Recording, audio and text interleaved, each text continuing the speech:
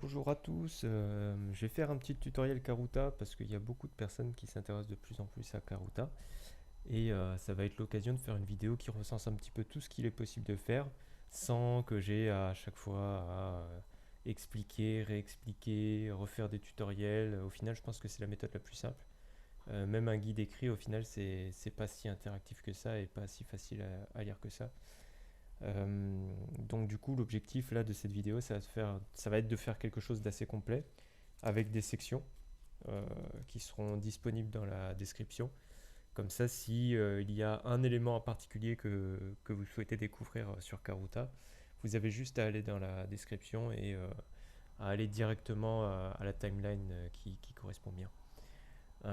Pour ceux qui ne connaissent pas Karuta et qui aimeraient découvrir, c'est un jeu de cartes à collectionner, mais via un bot Discord. Euh, donc il y a que des cartes d'animé, et principalement des cartes d'animé. Quelques cartes sur des jeux vidéo, mais très peu à vrai dire. En général, c'est plus des cartes si c'est des cartes qui sont liées à des jeux vidéo, c'est parce qu'il y a une série animée dessus. Et le but, voilà, c'est de collectionner vraiment les cartes que l'on souhaite pour, pour se faire plaisir à soi-même. Je vais vous donner un exemple. Par exemple, moi qui ai cherché à collectionner du Naruto, euh, voilà, il est possible de me faire un petit album Naruto avec les cartes qui me plaisent bien, Kakashi, Naruto, Sakura, Sasuke, etc. Euh, Pourquoi y jouer? Alors, il n'y a pas de but précis, hein. Je veux dire, il n'y a pas un vainqueur à la fin. Vous pouvez toujours essayer d'avoir toujours mieux que vos amis, que les personnes avec qui vous jouez. Mais le but principal, c'est de se faire plaisir à soi-même, de collectionner ce qui nous intéresse. Et voilà, c'est un jeu qui est complètement gratuit. Il y a une option payante pour aller plus vite et pour pouvoir acheter plus de cartes rapidement. Mais le but premier, c'est vraiment d'avoir un jeu gratuit où il est possible de customiser ses cartes, comme vous le voyez ici, la première ligne. Euh, c'est des customisations que j'ai appliquées moi-même, qui sont encore une fois gratuites. Il est possible de faire des albums, comme j'ai fait avec Naruto. Voilà, j'ai fait un album Naruto avec plusieurs cartes. Et il est possible d'avoir une collection de cartes, très grande collection de cartes, donc vous pouvez garder les cartes qui vous intéressent. Attention tout de même, j'ai eu beaucoup de retours sur des addictions par rapport à ce jeu. Alors c'est assez étonnant.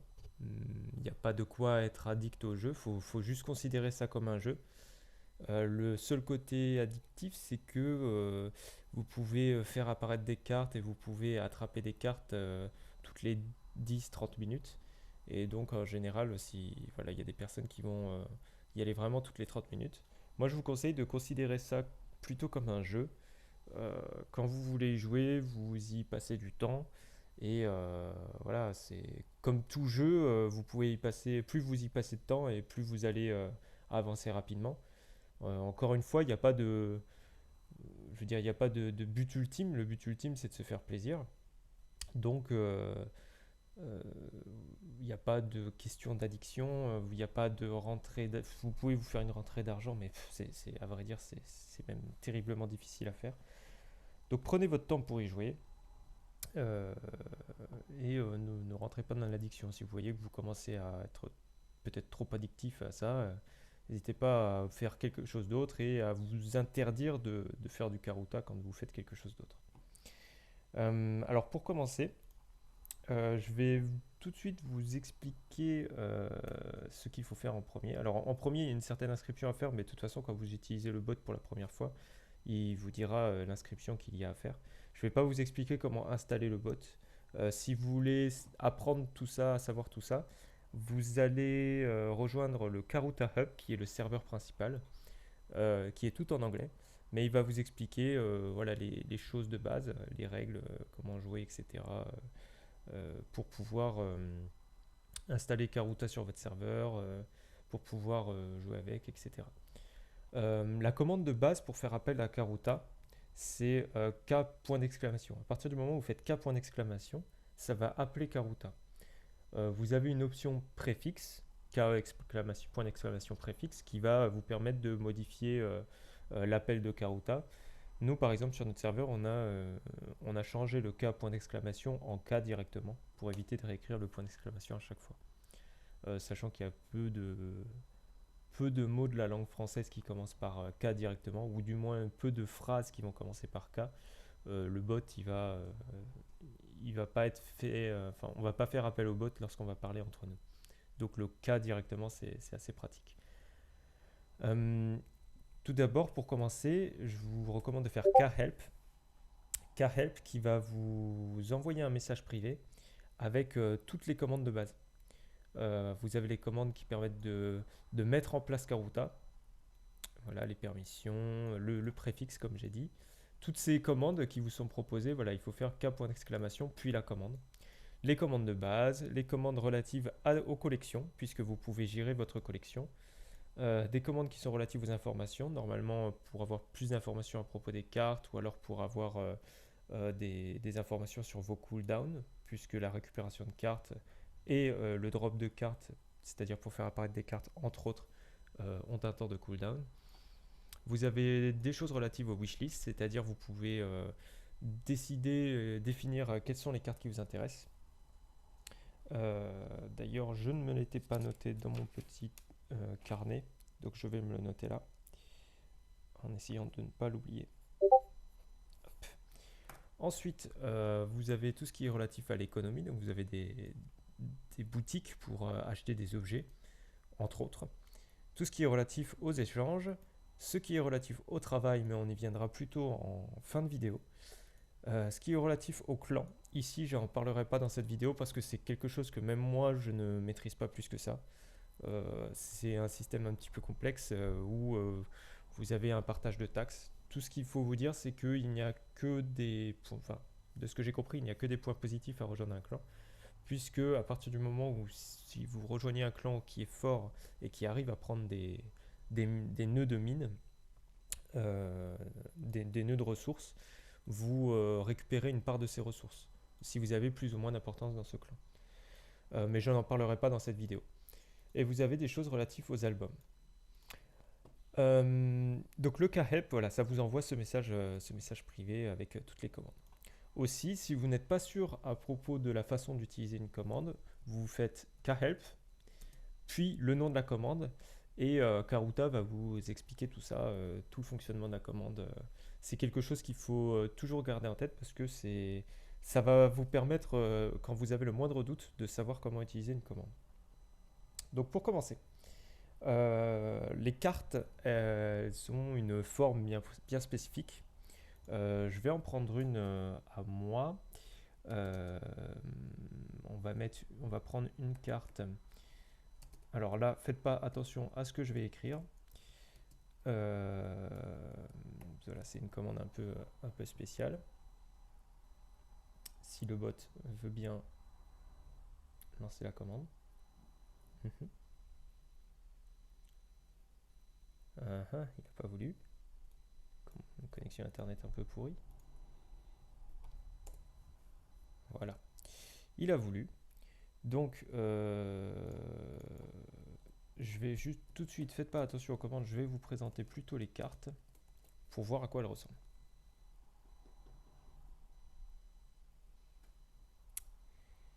Allez le bot, tu peux le faire.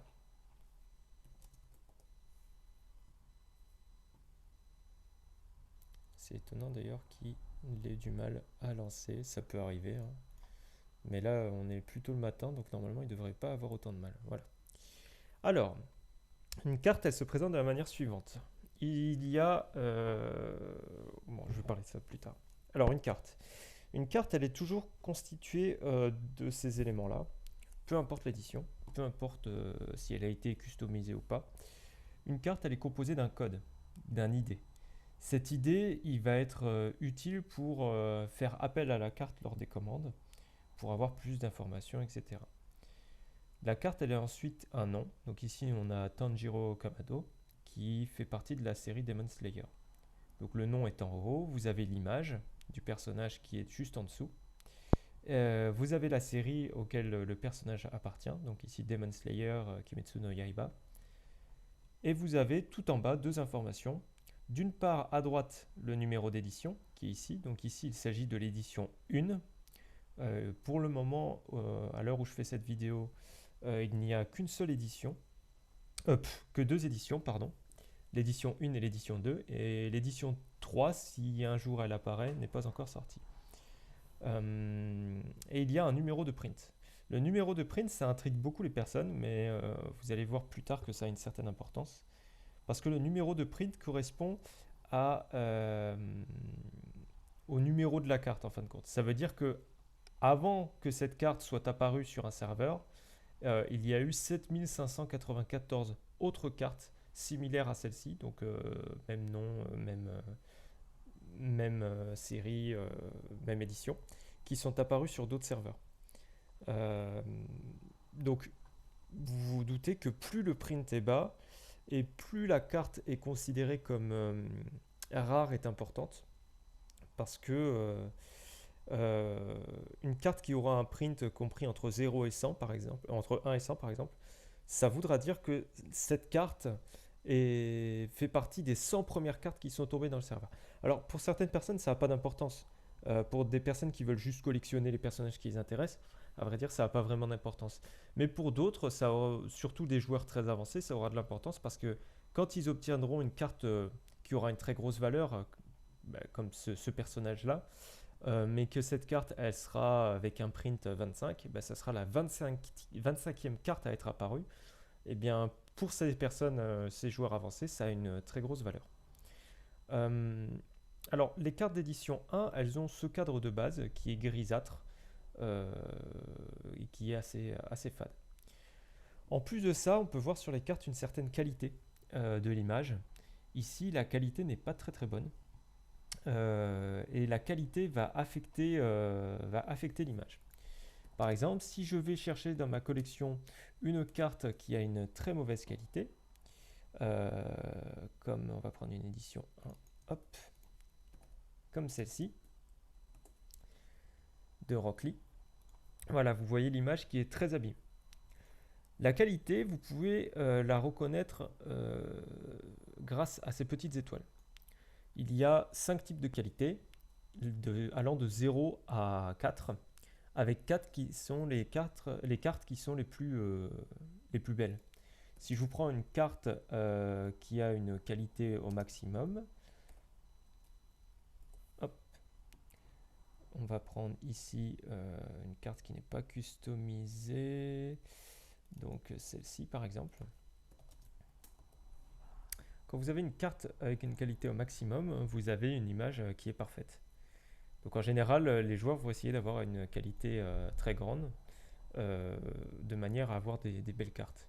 Alors il ne faut pas trop s'inquiéter parce que la qualité elle peut être augmentée via des procédés, mais ça a quand même une importance, vous le verrez, la qualité de base a quand même une importance dans le processus d'amélioration de la qualité. Maintenant je vais vous parler des deuxième éditions, parce que jusqu'alors on voyait des cartes de première édition. Les deuxièmes éditions, la seule différence qu'elles ont, contrairement à... Tiens, d'ailleurs, je vais vous montrer la même carte pour que vous voyez la différence. Tanjiro. La seule différence que vous voyez entre l'édition 1 et l'édition 2, c'est le cadre. Elles ont un cadre différent.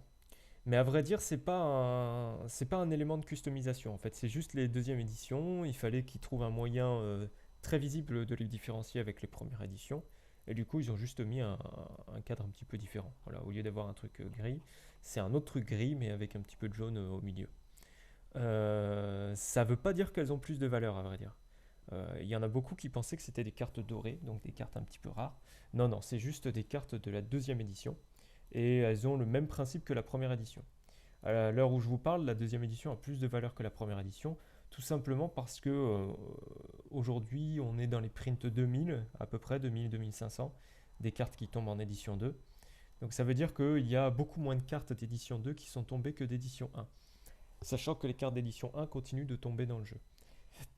Donc ça a une plus grande valeur à l'heure actuelle, mais à vrai dire, voilà, c'est juste pour différencier l'édition 1 de l'édition 2. Pour les cartes d'édition 2, ça a le même principe. Vous avez le code, le nom, l'image, la série, le print et le numéro d'édition. Ce que vous voyez autour, voilà, on s'en fiche. Qu'est-ce qui est intéressant dans les éditions 2? C'est que vous avez une image qui est différente de l'édition 1. Alors quand on regarde ici l'édition 1, voilà, c'est l'image de Tanjiro Kamado. Et l'image choisie pour l'édition 2 par le créateur du jeu, ça a été celle-ci. Donc ça peut être intéressant parce qu'il y a certaines personnes qui vont préférer une image. Je vais vous prendre un personnage typique, Naruto. Uzumaki de voilà, Naruto Uzumaki. Naruto Uzumaki, lui, quand on regarde un peu son image édition 1, c'est celle-ci. Donc c'est un Naruto jeune, plutôt de la série Naruto. Et quand on regarde son édition 2, c'est un Naruto plus âgé de la série Naruto Shippuden, à vrai dire. Donc voilà, des fois, il y a certaines éditions qui vont être préférées juste parce que l'image est différente. Donc c'est à peu près tout pour comment caractériser une carte. Euh, les qualités, elles ont des noms qui sont en anglais. Une qualité de 0, elle va être dite comme endommagée, damaged. Une qualité de 1 comme poor, donc pauvre. Une qualité de 2 comme bonne, good en anglais. 3 excellent, excellent en anglais. Et 4 parfaite, mint en anglais. Ou mint, je ne sais pas comment ça se dit. Donc ça c'est la plus grosse qualité mint. Quand vous récupérez une carte, à vrai dire, il y aura la qualité qui sera toujours dite. Mais de toute manière, il y a des manières de vérifier les cartes. Alors, une carte, il y a plusieurs manières de pouvoir la contrôler, la vérifier. Alors, on va repartir sur l'exemple de Tanjiro qui est ici. Quand vous allez choper une carte, toujours, il vous sera mentionné sa qualité et son idée au moment où vous l'obtenez. Il y a trois petites commandes qui sont très sympathiques et qui vont permettre de contrôler un petit peu tout ça, d'avoir des informations, de plus en plus d'informations sur la carte que vous chopez. Dans un premier temps, je vais vous parler de la commande KLOOKUP. Donc pour vous, ce sera K.!lookup. KLOOKUP qui peut aussi être contracté en KLU pour lookup. Lookup, ça va vous permettre d'avoir des informations sur un personnage en particulier. Donc, imaginons que, je sais pas, je veux des informations sur Levi de l'attaque des Titans. Alors, je crois que c'est, ils mettent pas Shingeki no Kyojin, eux, ils mettent Attack on Titan, il me semble. Voilà. Donc, si je veux des informations sur Levi de Attack on Titan. Alors moi j'ai spécifié des mots-clés, donc Levi et un bout du nom de la série, Attack on Titan. Mais à vrai dire, voilà, si vous tapez directement, voilà, je veux avoir des informations sur les personnages de Attack on Titan, ça va vous sortir une liste, et ça vous dit choisissez le numéro qui correspond au personnage que vous recherchez. Donc ici, nous, c'est Levi, donc c'est le numéro 1, on tape 1, et on a des informations sur Levi. Donc ça va nous donner toutes les informations sur le personnage qui vous intéresse. Les petites flèches ici, c'est pour changer d'édition. Ça, c'est l'image de l'édition 2. Ça, c'est l'image de l'édition 1. Tout ceci correspond aux informations correspondant à la carte de l'édition 1 et tout ceci aux informations de la carte de l'édition 2. Comment lire ces informations? On a le nom du personnage ici, la série auquel il appartient, la wishlist. Wishlist, c'est quelque chose d'assez important, c'est, on va dire, la référence simple ou la première référence pour évaluer la rareté d'une carte. En fin de compte, la wishlist correspond au nombre de personnes pour qui cette carte fait partie du top 10 des cartes à avoir. Tous les joueurs ont une wishlist qu'ils peuvent mettre en place avec 10 cartes au maximum. Cette wishlist, elle peut être augmentée en payant, mais bon, ça n'a pas trop d'intérêt.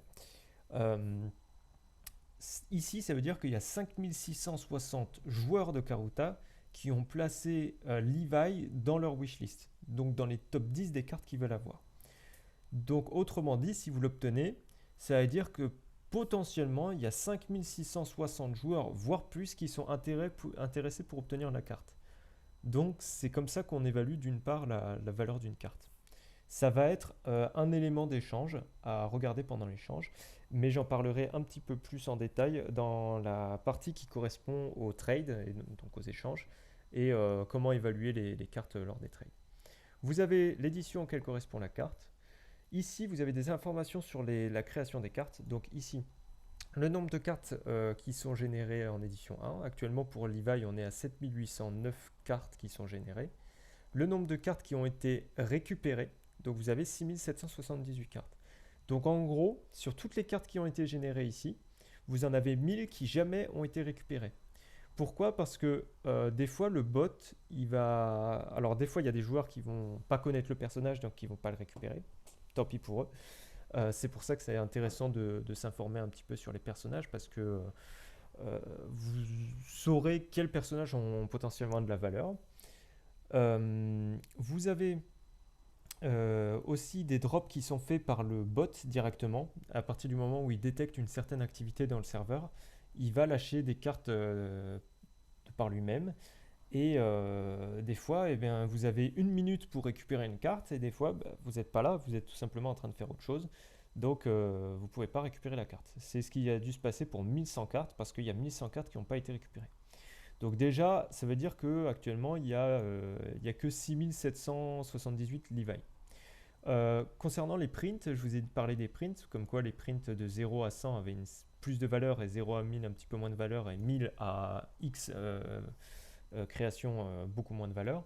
C'est parce que en fait, dans ces 1000 cartes qui n'ont pas été récupérées, ça se trouve, bah, il y en a 25 du top 100.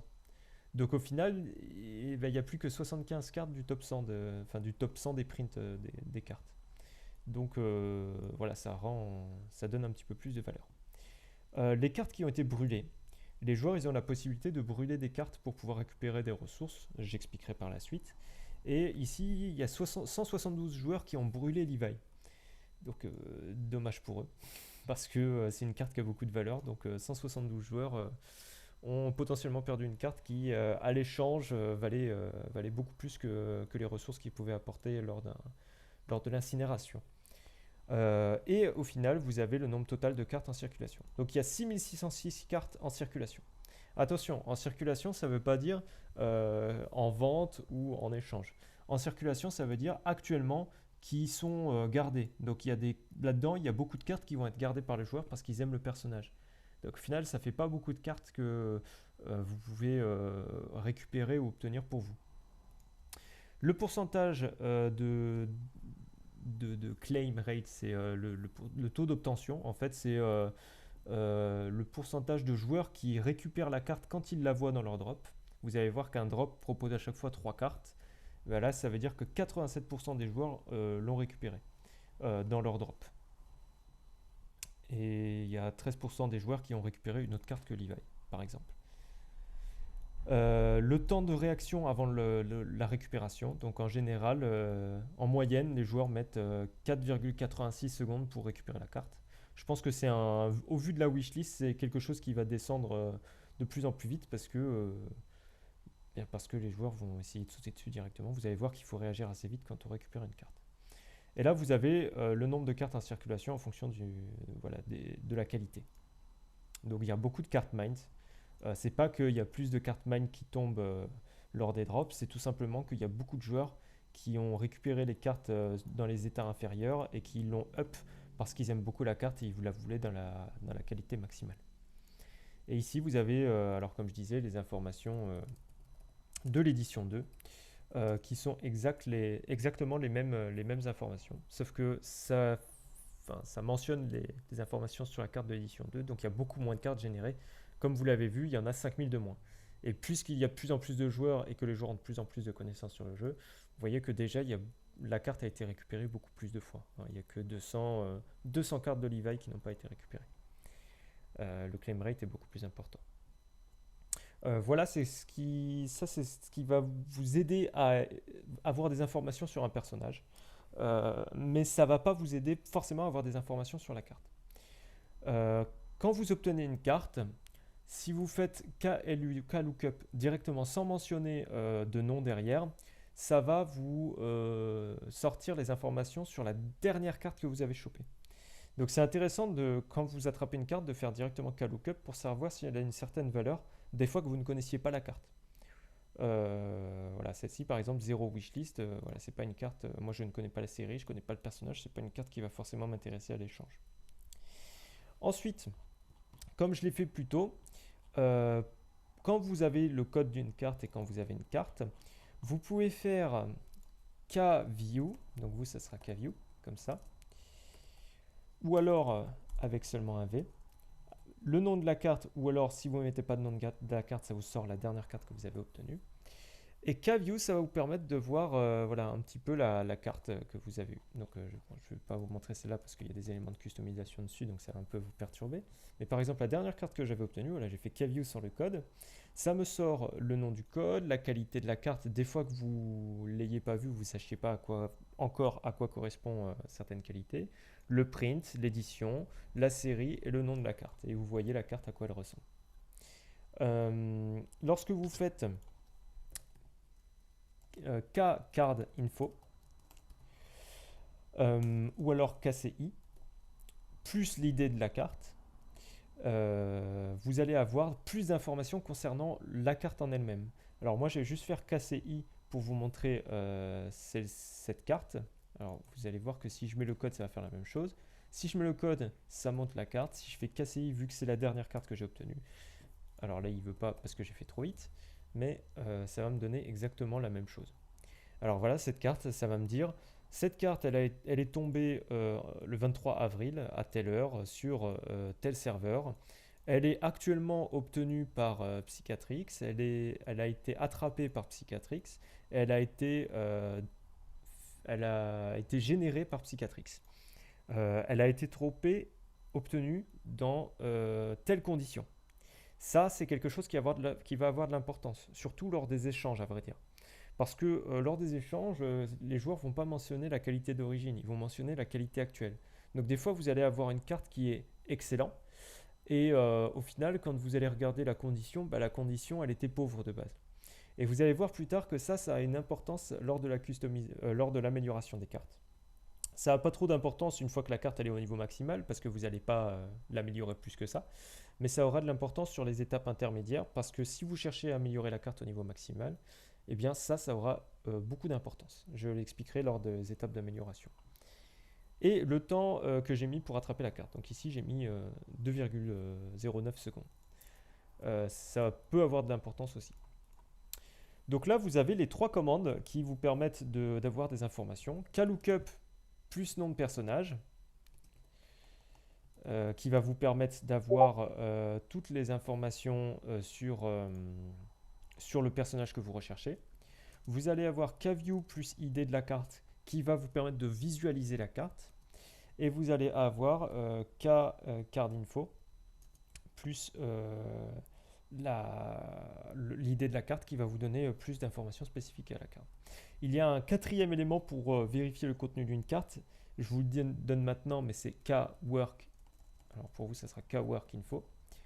Ou alors, ça peut être contracté en KWI, qui va vous donner des informations relatives au travail. Vous allez voir que plus tard, je vais l'expliquer dans la vidéo, vous pourrez faire travailler des cartes. Alors ici, je vous donne l'information pour connaître les informations de travail, mais je vous les expliquerai plus tard dans la vidéo, dans la section travail. Alors maintenant, vous savez comment connaître une carte, vous savez comment la visualiser, comment obtenir les informations dessus. C'est très bien, mais si vous n'avez pas de carte, eh bien ça va être difficile à faire. Donc, comment obtenir des cartes? En fin de compte, c'est très simple. Il y a une commande, la plus basique, qui est KDrop. KDrop, ça va faire apparaître 3 cartes. 4 pour certains qui ont acheté des bénédictions spéciales, mais pour tous les joueurs, ça va faire apparaître 3 cartes de base. Le KDrop peut être aussi contracté en KD. Enfin, K point d'exclamation D pour vous, mais vous l'aurez compris, moi j'ai pas le point d'exclamation, donc KD. Lorsque vous faites un KDrop, donc ici on va le faire, voilà, il y a des joueurs qui l'ont fait, ça va faire, voilà, Ced a fait KD, il a fait apparaître 3 cartes. Ces 3 cartes, elles apparaissent de cette façon suivante. Une première carte, une deuxième carte, une troisième carte en image. Vous avez toutes les informations, voilà, vous pouvez la visualiser. Et vous avez des réactions qui vont apparaître. Ces réactions, 1, 2, 3, vont être utilisées pour récupérer la carte. Donc, par exemple, ici, il y a un joueur qui a récupéré la troisième carte ici. Quand il l'a récupérée, ça a mis le joueur à récupérer le nom de la carte avec le code de la carte et ça a été obtenu dans une qualité endommagée. Donc endommagé, rappelez-vous, c'est 0 étoile. Vous avez 1 minute pour récupérer la carte. Mais attention, vous avez 1 minute s'il n'y a personne d'autre qui est intéressé par la carte. Parce que si quelqu'un d'autre est intéressé par la carte, vous avez vraiment 1 seconde pour réagir après lui. Là, par exemple, si moi je prenais mon temps et que Skull avait cliqué sur 3 et que moi je réagis pas, et ben Skull il récupère la carte. Donc il y a quand même un petit jeu de vitesse, un petit jeu de réaction où il faut commencer à connaître les cartes qui sont intéressantes pour réagir assez vite. Et là, vous vous dites, dans ce cas-là, si je veux pas me faire piquer mes cartes, je vais sur un serveur tout seul et je me fais drop mes cartes. Oui, mais non, en fait. Vous allez voir que la coopération, ça a de l'intérêt parce que vous allez avoir un cooldown sur le fait d'attraper une carte qui va être 3 fois plus faible que le cooldown pour laisser tomber une carte. Donc vous avez besoin aussi des autres joueurs si vous voulez à un moment récupérer plus de cartes, récupérer plus de ressources, etc. Et vous allez voir que vous avez quand même un avantage à drop la carte parce que si vous êtes très rapide et que c'est vous qui dropez la carte, par exemple là c'est Seth qui a drop la carte et imaginons que Klein de Fractal soit une carte qui soit super rare et que tout le monde veut. Et bien si moi je cherche à la récupérer, Skull cherche à la récupérer et qu'on est 4 dessus mais que Ced a aussi cliqué très vite, et bien Ced gagnera toujours le fight, le duel, parce que c'est lui qui a fait le drop. La personne qui initie le drop gagne toujours le duel à partir du moment où elle est assez rapide. C'est sûr que si on est 3 à aller dessus et que Ced il met trop de temps à réagir, bah, Ced il ne sera pas pris en compte dans le duel. Et là, il reste 3 personnes qui ne sont pas initiateurs du drop. Et dans ce scénario-là, c'est pas au plus rapide, c'est à la petite chance. Hein, c'est celui qui a le plus de chance va remporter la carte. Vous avez le même taux enfin la même chance de récupération de la carte pour tous les joueurs qui fight. Voilà, donc ça a son importance. Alors moi, je vais vous faire l'exemple ici. Je vais faire un drop. Donc KD, je drop et là voilà, j'ai 3 cartes. Bon, s'il n'y en a aucune qui m'intéresse plus que ça, disons que je veux prendre voilà, l'arbre mystérieux ici. J'ai cliqué sur la réaction 1 et ça me dit Psychiatrix a obtenu l'arbre mystérieux avec le code tatata en qualité excellente. Donc c'est 3 étoiles sur 4. Donc là, voilà, je veux obtenir plus d'informations sur la carte que je viens d'obtenir. Donc déjà, KLU. Sur le personnage en lui-même déjà. Le personnage, bah, voilà, ça me dit la série, ça me dit le taux de drop. Voilà, c'est une carte qui est, par exemple ici, qui est pas du tout wishlistée. À vrai dire, même moi, je ne connais pas la série ni le personnage. C'est une carte qui est quasiment pas récupérée. Voilà, il y en a que 750 qui ont été récupérées sur les 6500 et elle est très souvent brûlée. Donc c'est une carte qui a très peu d'intérêt. Sauf pour ceux qui veulent vraiment collectionner cette carte, mais voilà, il faut trouver une personne qui connaît ce personnage, qui veulent collectionner la série. Et au final, même si on trouve ce genre de personne, vu que la carte est peu wishlistée, entre autres, eh bien, elle aura très peu de valeur. Donc c'est plutôt une carte voilà, qui sera à brûler, vous allez voir plus tard, pour obtenir des ressources. Voilà, je peux faire K-Card Info et je vais avoir des informations sur la carte. Je peux faire K-View et je peux visualiser la carte. Ben, si je copie le code et que je le colle, j'ai exactement la même chose. Donc ça, c'est comment obtenir une carte. Lorsque vous faites un drop, vous avez un cooldown de 30 minutes avant de pouvoir réaliser un autre drop. Si je fais KD encore une fois, ça me dit voilà, vous devez attendre 28 minutes avant de faire votre prochain cooldown, parce qu'il s'est passé 2 minutes depuis le drop. Et pareil, si je veux attraper une carte ici, bon là, vous avez vu, il y a 1 minute pour récupérer les cartes, sinon il y a ce message qui apparaît et j'ai beau cliquer, voilà, ça fera rien. Mais par exemple là, si j'avais cliqué sur le drop de Skull sur cette carte, Made de Royal Tutor, eh ben, ça m'aurait dit vous ne pouvez pas l'attraper parce que vous avez 10 minutes de cooldown. Ah, embêtant. Hein. Donc comment contrôler ces cooldowns? Vous avez une commande qui est kCooldown ou alors en contracté KCD qui va vous permettre de savoir quels sont vos cooldowns. Donc je vais pouvoir récupérer une autre carte dans 8 minutes. Ça sera la carte probablement d'un autre drop parce que moi je ne peux pas initier mon drop dans 8 minutes, je peux l'initier que dans 28 minutes. Donc ça, c'est les informations pour récupérer vos cartes. Là, je vais vous parler de la collection, parce que toutes ces cartes, bah, elles vont où quand on les obtient? Elles vont dans quelque chose qui s'appelle la collection. La collection, vous pouvez la faire apparaître avec la collection, ou casser. La collection, elle va vous montrer vos cartes. Alors moi, voilà, c'est une grande collection que j'ai, parce que j'ai 229 cartes. Elle va vous montrer vos cartes dans l'ordre où vous les avez obtenues. Par exemple, l'arbre, là, vous voyez bien que c'est le dernier que j'ai obtenu, donc il est tout en haut. Cette collection, voilà, elle va recenser un peu toutes vos cartes en mentionnant les codes, voilà, la qualité, le print, l'édition, la série, le nom. Il y a plusieurs moyens de gérer sa collection. Et là, je vais vous laisser découvrir par vous-même. Mais voilà, vous pouvez faire K-Help collection pour avoir de l'aide sur la collection. Et ça va vous expliquer tous les moyens voilà, de trier la collection. Vous avez qui peuvent être combinés d'ailleurs. Hein. Vous avez des filtres. Par exemple, voilà, je veux le code qui correspond à ça, je veux la série Naruto, je veux le personnage Sangoku. Voilà, ça va vraiment vous trier. Par exemple, je vais vous montrer un exemple après. Vous pouvez, enfin ça c'est pour filtrer. Voilà, c'est pour filtrer. Donc avoir que les informations qui vous intéressent. Vous pouvez filtrer en fonction de l'édition, la qualité qui va vous ressortir. La qualité égale Mind, ça va vous sortir que les cartes de qualité Mind, donc 4. Vous pouvez trier en fonction de la date d'obtention, du code, de la série, du personnage, de l'édition, tout ce que vous voulez.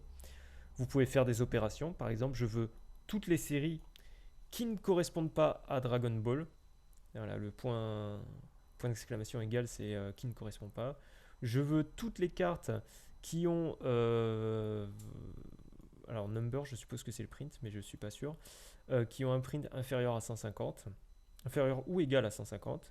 Ou alors, je veux toutes les cartes qui ont plus de 50 wishlist. Voilà, vous pouvez faire vos opérations comme vous le voulez.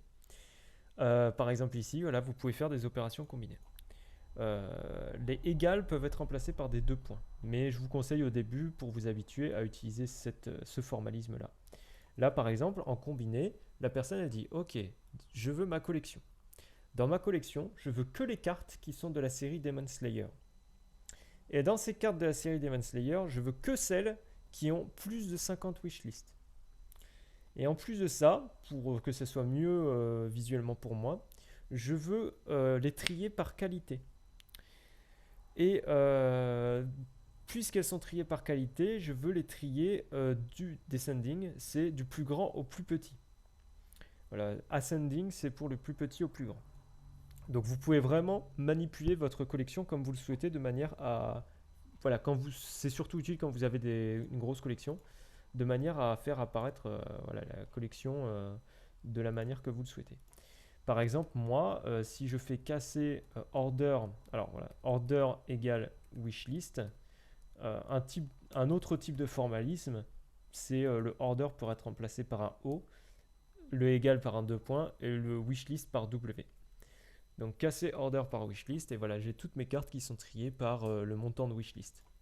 Donc ça va être peut-être plus simple pour moi de le regarder. Donc voilà, à la fin de la vidéo, je vais vous parler plus en détail peut-être donner plus d'informations sur la façon de gérer sa collection avec les wishlists, avec les tags, etc. Mais pour le moment, je pense que c'est bien suffisant pour vous pour maîtriser la collection. Quelles sont les autres informations? Ah oui, eh bien par exemple, voilà, je vais regarder ma carte là. J'ai obtenu cette carte-ci. Donc je vous le rappelle, c'était celle-ci. Voilà. J'ai obtenu cette carte-ci, mais cette carte, je sais que quand je regarde, elle n'a pas de wishlist. Son print est assez haut. Je ne connais pas. Cette carte, elle est quasiment pas récupérée. Elle est quasiment tout le temps brûlée quand elle est récupérée. Je n'en veux pas dans ma collection. Elle ne m'intéresse pas du tout. Je ne veux pas la garder. Eh bien, cette carte, vous pouvez la brûler. Et le fait de la brûler, ça va vous donner des ressources.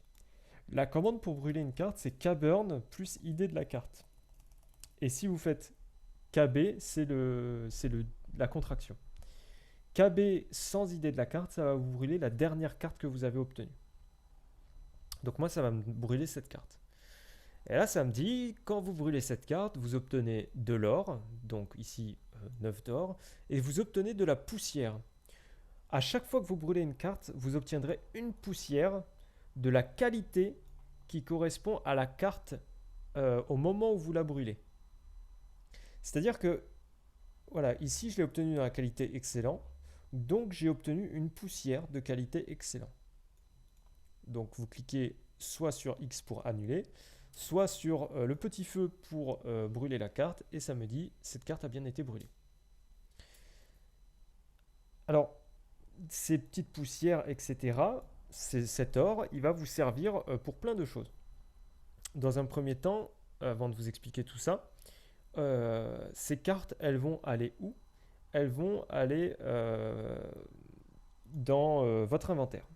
Donc votre inventaire, vous pouvez y aller en faisant K-Inventory ou alors vous faites KI directement pour avoir votre inventaire. Et là, vous allez avoir voilà, ma poussière qui s'est rajoutée directement à qualité 3 étoiles, donc Excellent Dust. Poussière, c'est Dust en anglais. Et voilà, j'en avais 49, maintenant j'en ai 50.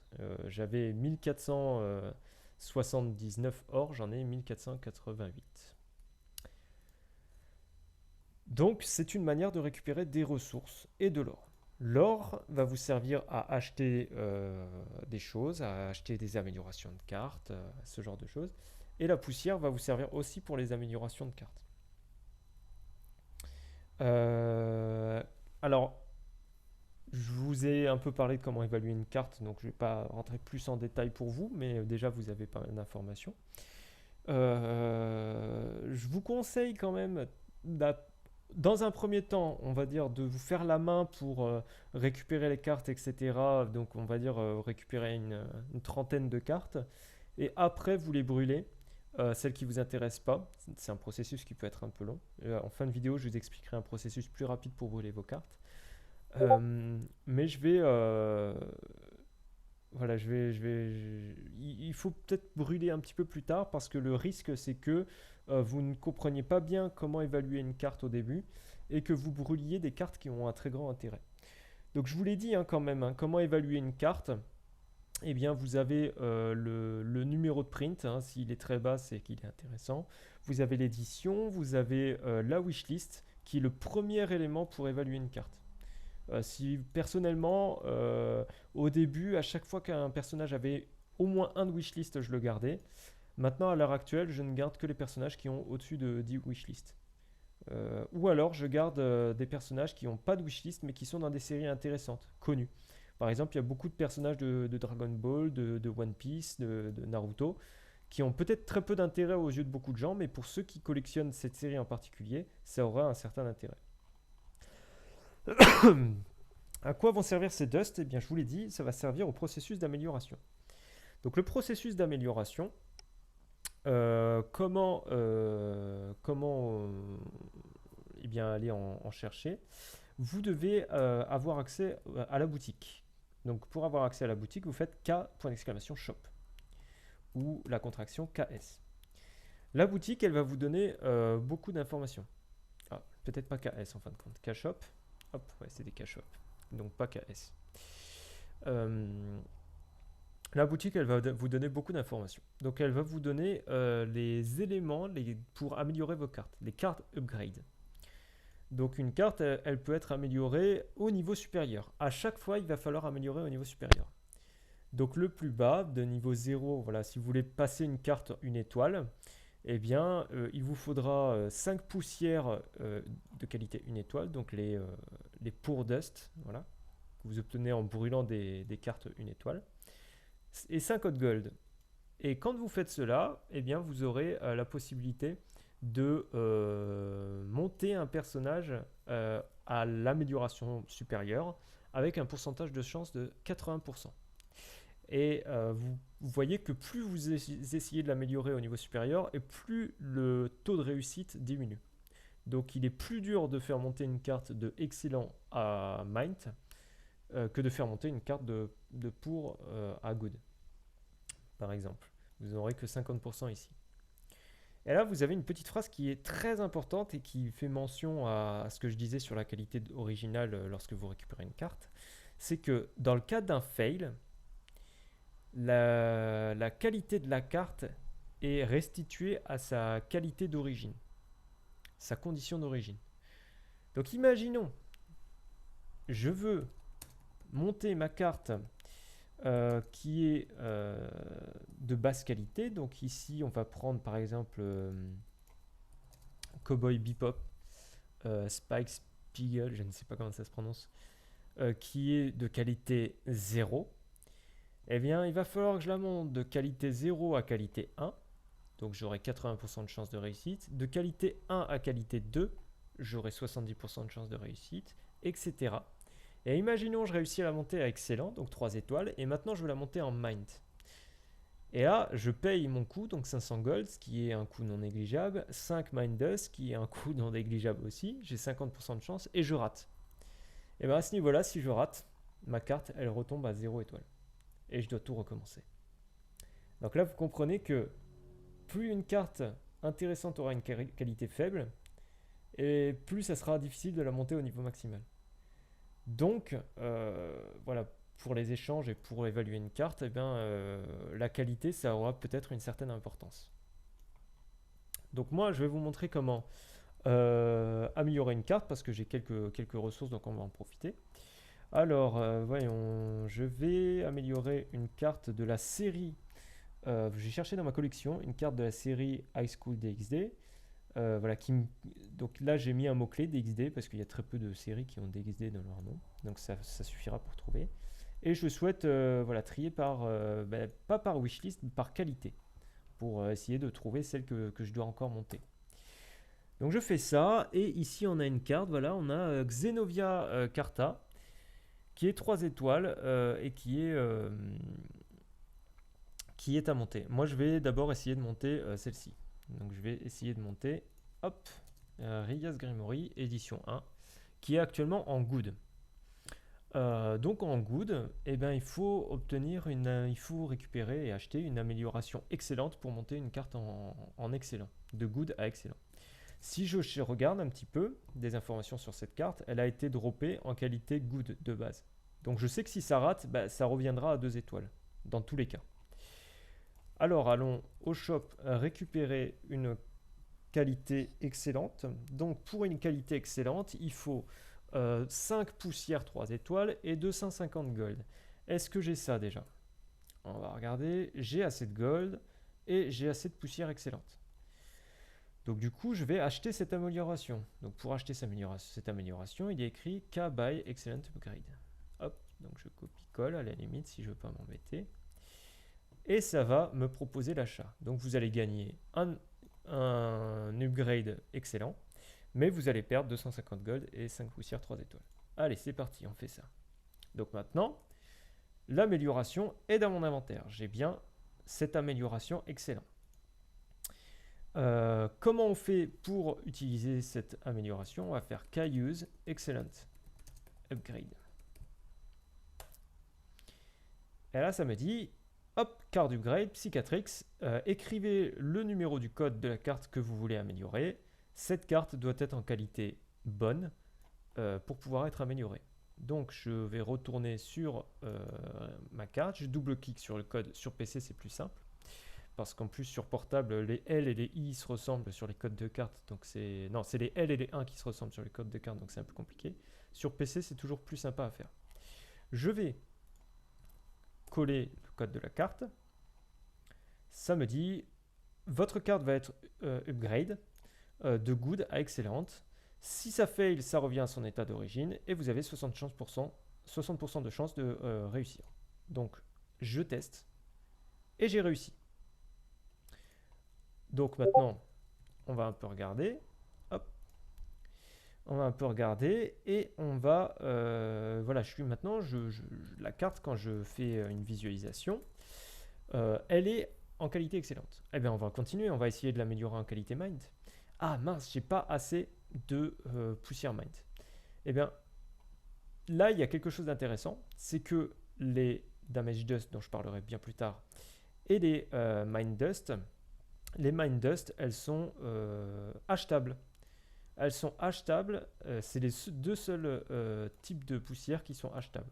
Donc ça, c'est intéressant. Mind Dust sont achetables parce que c'est plus difficilement fabricable. Donc quand je fais le cache shop, donc là, vous avez les améliorations et vous avez une petite flèche qui vous permet de passer à d'autres pages. Donc vous avez les albums dont je parlerai plus tard. Et quand vous allez plus loin, vous avez le permis de travail dont je parlerai plus tard dans la section travail et vous pouvez acheter des Dust 0 étoiles et des Dust 4 étoiles. Les Dust 4 étoiles, vous pouvez les acheter via des Dust 2 étoiles et des Dust 3 étoiles. Donc ça a certes un coût. Est-ce que j'ai assez de good? Voilà, j'aimerais acheter 3 Mind Dust pour en avoir 5. Donc 3 x 4, 12, j'ai assez de Good Dust et j'ai assez de Excellent Dust aussi. Donc je vais en profiter, je vais faire alors ce qu'ils me disent ici, K Mind Dust, et je vais spécifier 3 pour en acheter 3. Hop, donc là, je peux les acheter, c'est parti, et j'ai bien mes Mind Dust. Donc quand je reviens dans le shop, cette fois-ci, je peux acheter mon Mind Upgrade. Est-ce que j'ai assez? 5 Mind Dust et 500 Gold. Eh bien, oui, j'ai assez. De toute façon, si je fais la commande et que j'ai pas assez, il me le dira. J'achète mon Mind Upgrade. Hop, j'utilise mon Mind Upgrade comme je l'ai fait tout à l'heure. Je vais récupérer le code de ma carte qui m'intéresse. Je retente. Vous avez 50% de chance. Si ça revient à good et pas à excellent. On tente et c'est passé. Donc là, ma carte, je vous ai montré comment améliorer une carte au niveau maximum. Et vous voyez que voilà, là, comparé à avant, si je vais récupérer ça se voit très peu, hein, mais si je vais récupérer ma carte en qualité good, voilà, vous avez l'image ici qui était pas très nette, voilà, un petit peu abîmée. Et bien maintenant, elle est très nette et en parfait état. Donc voilà, ça c'est comment améliorer une carte. On va passer maintenant à la catégorie qui va vous parler des commandes de base. Il y a certaines commandes de base qu'il faut connaître et qu'il faut utiliser tous les jours, qui va vous permettre de récupérer des récompenses. La première commande de base, ça va être le KDaily. KDaily, ça va être pour récupérer votre récompense journalière. Donc, moi, je l'ai déjà fait. Donc, j'ai 9 heures pour récupérer la récompense journalière. Voilà, je l'ai fait hier soir. Hier soir à minuit, quelque chose comme ça. Ou alors à 23h. Bref, c'est pas très important. Mais vous pouvez récupérer cette récompense journalière une fois par jour. Ça va vous donner une récompense entre 50 et 100 or. Il y a aussi le K-Vote. Le K-Vote, alors c'est comme beaucoup de bots, vous allez voter pour le bot pour qu'il soit voilà, plus visible et mieux noté sur le site des bots, je suppose. Donc vous allez faire un vote, ça va vous envoyer sur une page, vous allez faire un petit captcha, donc ça va vous dire, je sais pas moi, regarde, attendez la fin de la vidéo, vous attendez la fin de la vidéo, ça va vous dire maintenant cliquez sur tous les feux de circulation. Donc vous cliquez sur tous les feux de circulation, hop, vous avez accès au vote, vous cliquez sur le bouton vote et votre vote va être pris en compte. Le vote, ça va vous donner une récompense qui correspond à des tickets. Donc quand vous faites votre vote, hop, vous allez avoir un ticket qui va arriver dans votre inventaire. Lors des week-ends, et je crois le vendredi inclus, mais je ne suis pas sûr. Oui, je crois le vendredi inclus. Le vendredi inclus et le week-end, vous allez avoir double ticket comparé au jour de la semaine. Donc vous allez avoir 2 tickets par vote, ce qui est quand même intéressant. Quel est l'intérêt de ces tickets? Je vais vous le dire par la suite. Avant ça, je vais quand même vous parler de la commande K-Monthly qui va vous parler de la récompense mensuelle. La récompense mensuelle, donc K-Monthly, hop.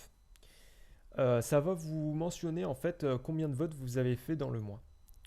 Donc le but c'est de faire un maximum de votes. Les votes ont aussi un cooldown. De toute façon, toutes les commandes de base comme ça ont des cooldowns. Le vote va avoir un cooldown et voilà, ça vous dit que si vous faites 30 votes dans le mois, vous avez une qualité bronze. Si vous faites 40 votes dans le mois, vous avez une qualité silver. Si vous faites 50 votes dans le mois, vous avez une qualité gold. En fait, ces coffres de qualité là, ça va être remis lors du prochain mois.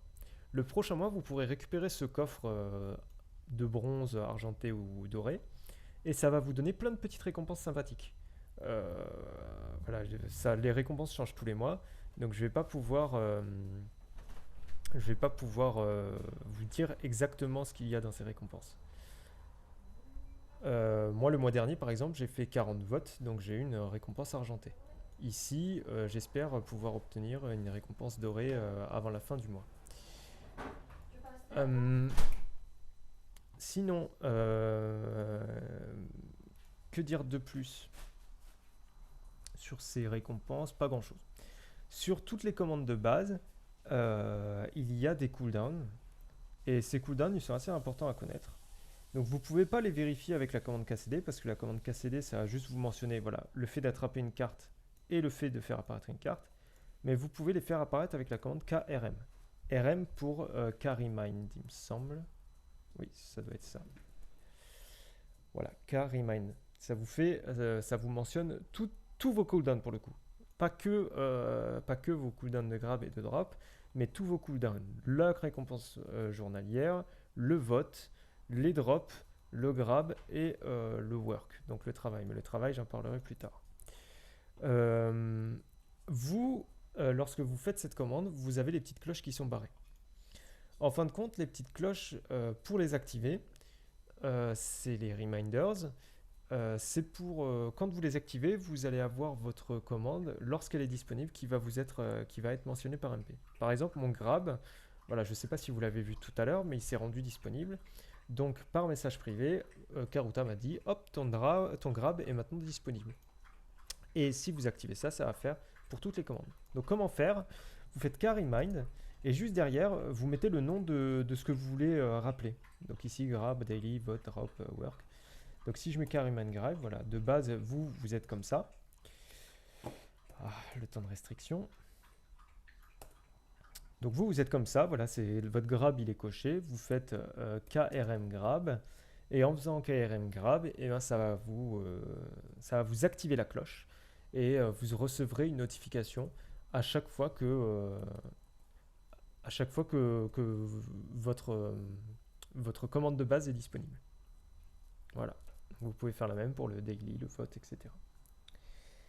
À quoi servent les tickets?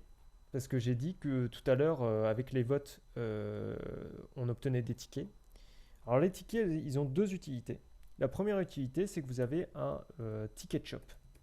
Si vous faites K exclamation ticket shop ou le diminutif KTS, vous avez un ticket shop.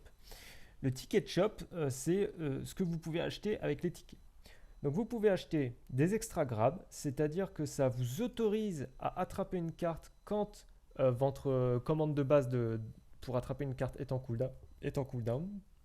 Ça peut être intéressant pour attraper une carte voilà, que Karuta drop par exemple, que personne n'a vu mais qui est extrêmement intéressante. Vous avez le extra drop qui va vous permettre de réaliser un nouveau drop lors de votre cooldown. Donc le drop de base c'est un cooldown de 30 minutes, je le rappelle. Et les bandages c'est pour le travail, donc j'en parlerai plus tard. Au-delà de ça, ces deux choses ici, c'est quelque chose que je ne recommande pas. Si vous souhaitez vous intéresser franchement à Karuta, je ne vous le recommande pas parce que vous allez très vite voir que les tickets sont une monnaie d'échange. Alors moi aussi ça m'a étonné, mais oui, c'est bien une monnaie d'échange.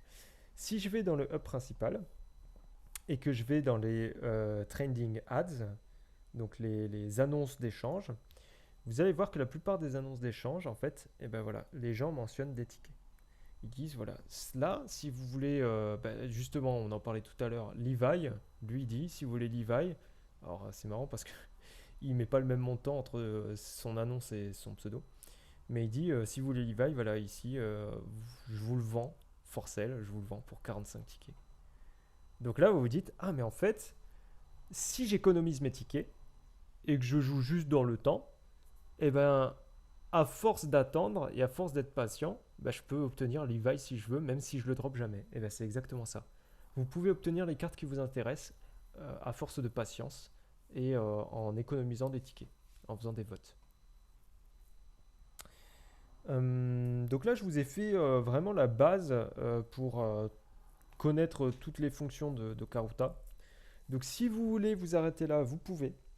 Mais si vous voulez vraiment vous intéresser à Karuta, là, je vais vous proposer d'autres choses qui sont peut-être un petit peu plus intéressantes, qui permettent d'aller plus loin, et peut-être pas pour tout de suite aussi.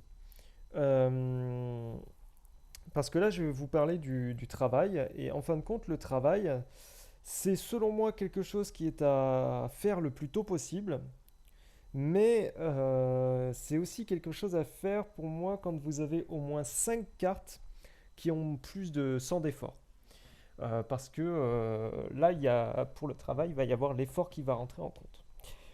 Alors, la commande pour vérifier l'effort d'une carte, je vous l'avais donné au tout début, mais c'était KWI.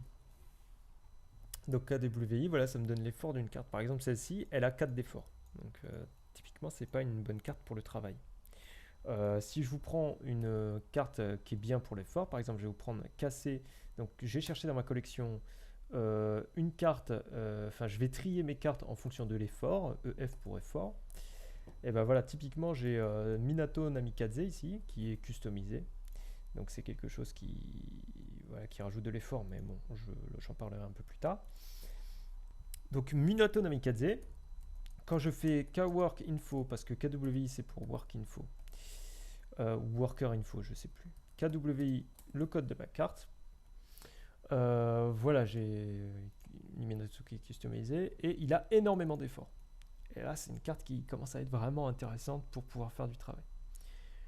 Alors le travail, en quoi ça consiste? On va faire simple. Si vous êtes intéressé pour le travail, ça sert soit à récupérer de l'or, mais c'est pas vraiment ce que je conseille le plus, soit ça va vous permettre d'accéder à des éléments de customisation et à rendre du coup vos cartes plus jolies. Vous avez plein d'éléments de customisation. Par exemple, voilà, comme je vous l'ai dit dans ma collection de Naruto, vous allez avoir voilà, ces éléments de customisation, de cadre, qui vont permettre voilà, de rendre la carte un petit peu plus jolie, vraiment de la customiser comme vous le souhaitez. Alors là, j'ai eu le drop qui était disponible. Alors voilà, j'ai mon drop, je sais que j'ai mon grab. Je vais utiliser mon drop maintenant parce que je sais que j'ai 30 minutes de cooldown. Donc c'est quelque chose que je vais faire. Alors là, par exemple, typiquement, j'allais aller sur cette carte. Mais je connais aucune des 3 cartes. Mais par contre, je connais Soul Eater de nom. Et je sais que ça, de mémoire, c'est le personnage principal de Soul Eater.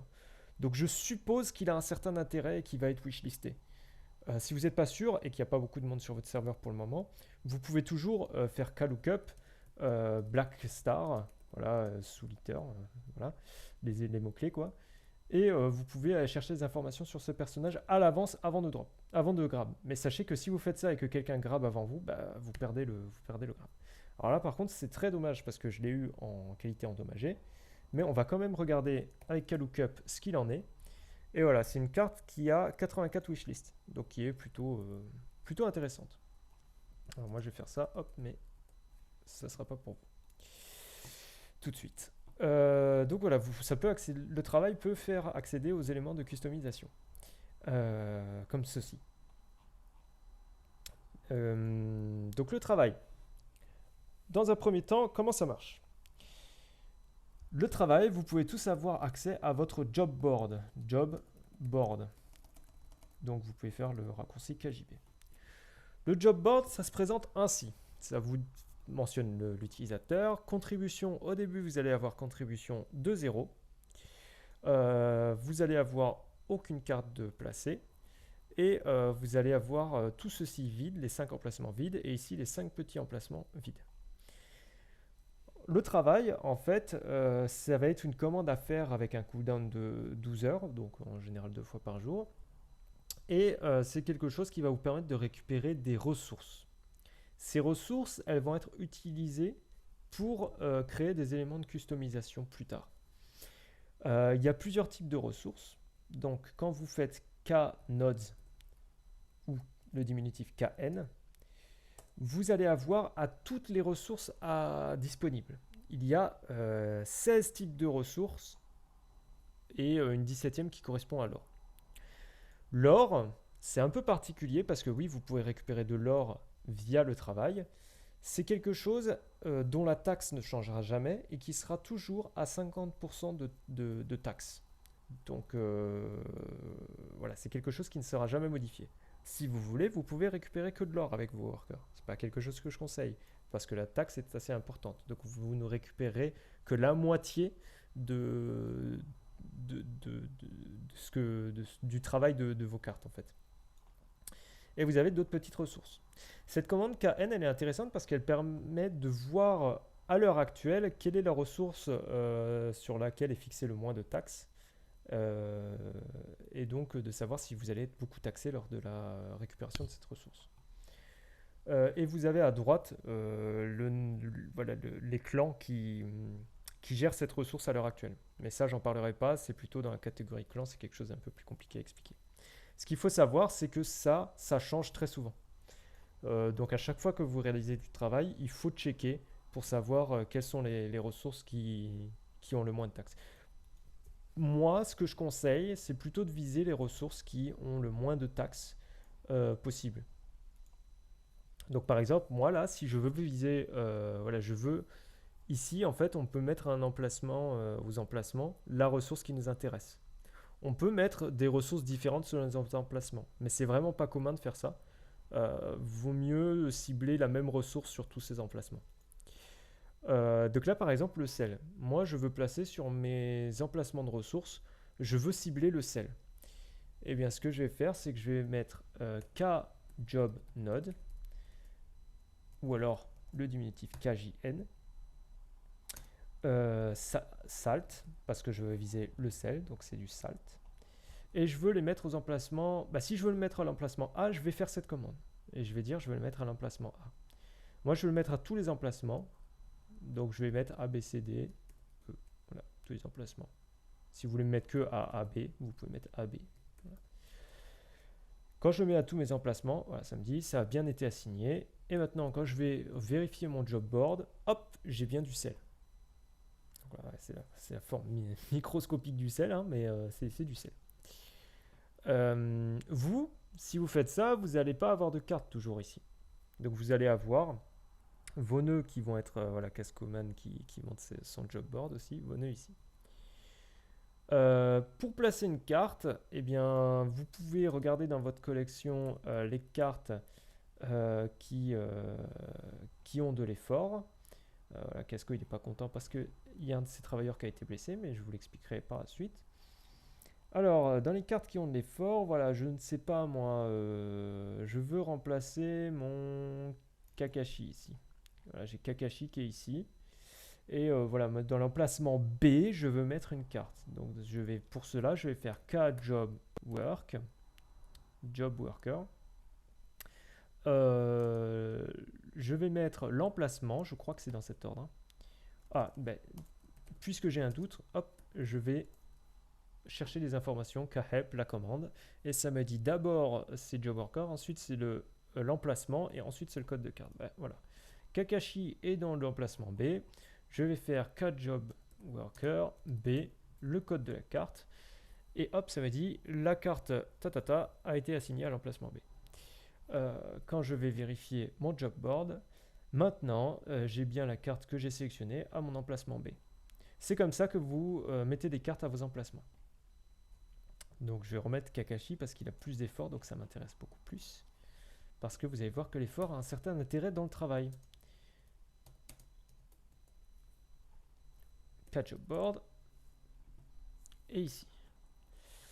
Voilà, alors vous voyez l'effort ici, il est recensé à côté de vos cartes et en fin de compte vous avez une contribution. La contribution correspond à la somme de l'effort.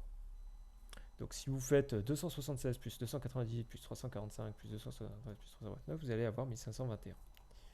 Là j'avais mis une carte un peu moins forte, Rias a 249 d'effort, hop, vous voyez que la contribution elle est un peu plus faible. Cette contribution, en fait, ça va déterminer le montant de la ressource que vous récupérez. Pour déterminer ce montant, en fin de compte, vous allez faire... alors, je vais juste vérifier, moi, est-ce que j'ai le travail qui a été fait? Oui, j'ai déjà le travail qui a été fait.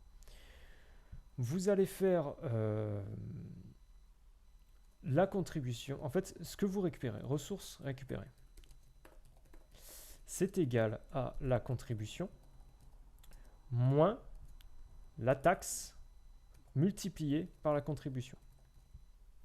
Donc, par exemple, moi, j'ai actuellement une taxe de 1% sur le sel. Donc, si je fais 1% sur 1500, ça va être 15.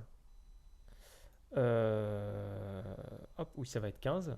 Donc, je fais 1521 moins 15, ce qui va me donner 1506. Donc, au final, en faisant ça, en travaillant, en exécutant la commande KW, donc moi je ne peux pas le faire parce que je l'ai déjà fait, hop, vous allez exécuter le travail et je vais récupérer 1506 sel, 1506 bits de sel. Et voilà. Et là, hop, j'ai récupéré mon sel. Et si je mets par exemple mon emplacement sur le gold, donc hop, K, job notes, gold, ABCDE, eh bien vous allez très vite vous rendre compte que vous ne récupérez pas grand chose. Parce que le gold, on le rappelle, ça a 50% de taxes. Eh bien, on fait 1521 moins la moitié de 1521. Donc environ 760, un truc comme ça. Ouais, 760. Et ben, je vais faire 1521 moins 760. Je vais récupérer environ 760 gold. Au lieu de 1500 parce que j'ai 50% de taxes. Voilà.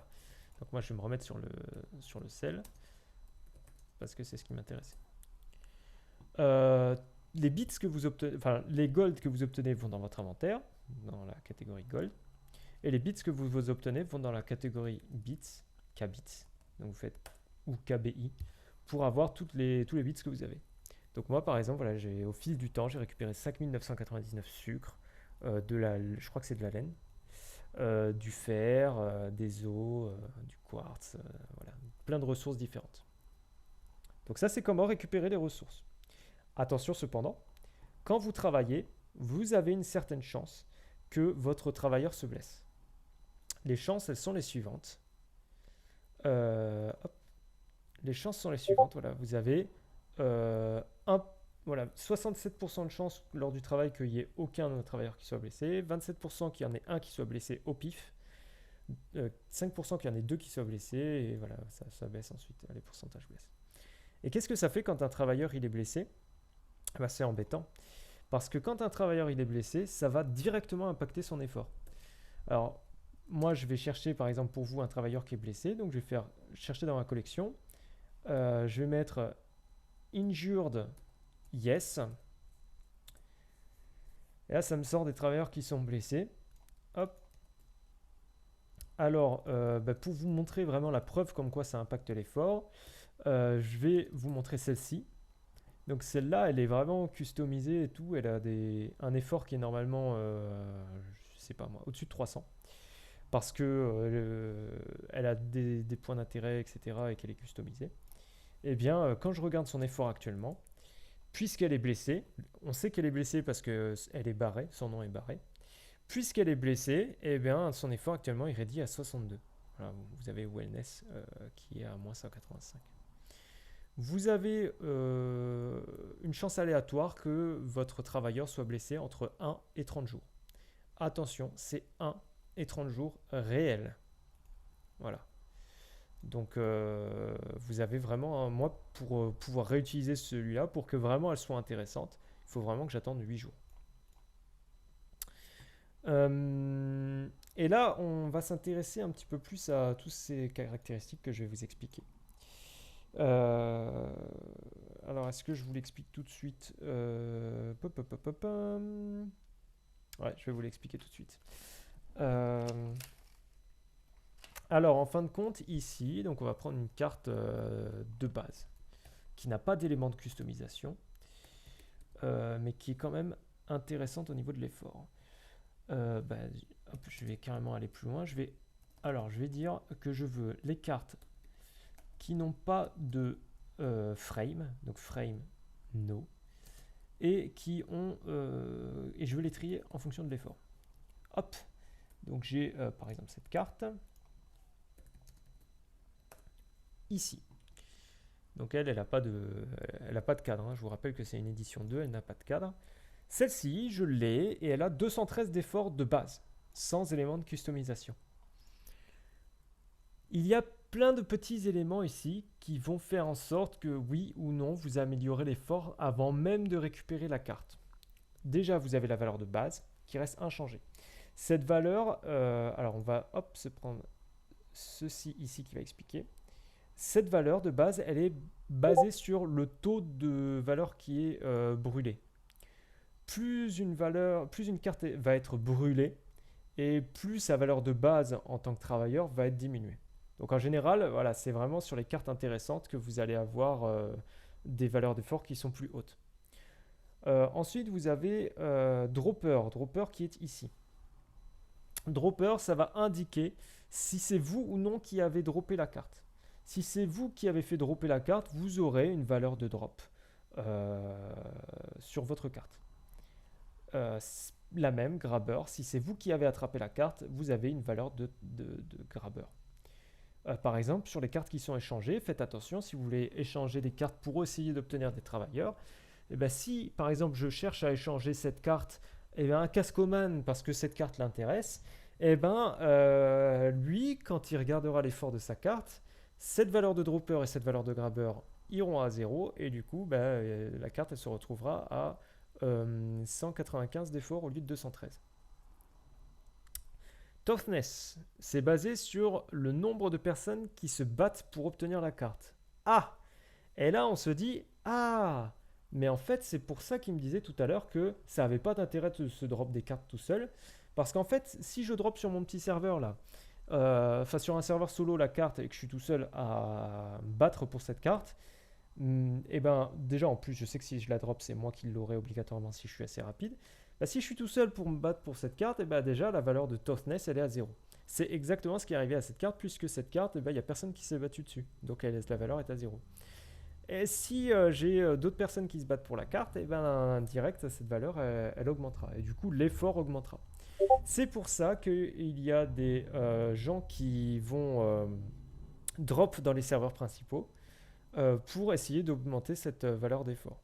C'est quelque chose que je ne conseille pas parce que quand vous allez sur les serveurs principaux, comme par exemple ici, et que vous allez dans les Karuta main pour essayer de récupérer des cartes, eh bien, vous voyez, les réactions, elles n'apparaissent pas tout de suite. Vous pouvez le faire, hein, mais en tout cas pas sur portable, c'est trop galère. Sur PC, vous pouvez le faire. Les réactions, elles mettent un peu de temps à apparaître. Faut que vous soyez assez rapide parce que je vais essayer de vous trouver une carte qui est très intéressante là, parce qu'on va vite en trouver une. Vous allez voir qu'il y a en général beaucoup de... Alors là, étonnamment, il n'y a pas beaucoup de cartes intéressantes. Mais on va essayer d'en trouver une. Et vous allez voir que à partir du moment où il y a une carte intéressante, il y a beaucoup de gens qui cherchent à la récupérer et qui mettent une réaction dessus. Et il n'y a pas beaucoup de cartes intéressantes qui ont été en drop sur le serveur principal, étonnamment. Bon, on va pas chercher plus que ça. Mais vous pouvez très vite avoir 30-40 personnes qui sont intéressées par une carte.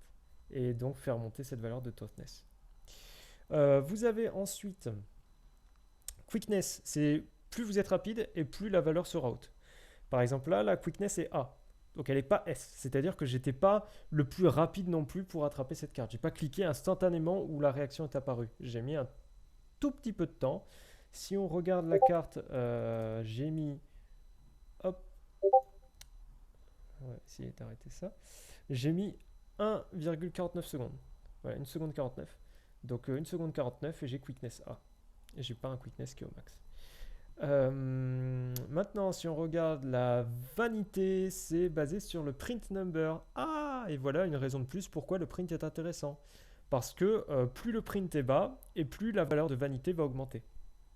Donc c'est pour ça qu'il y a des joueurs qui vont rechercher énormément les cartes qui sont très intéressantes, très rares, avec un print très bas, parce que la valeur de vanité va augmenter.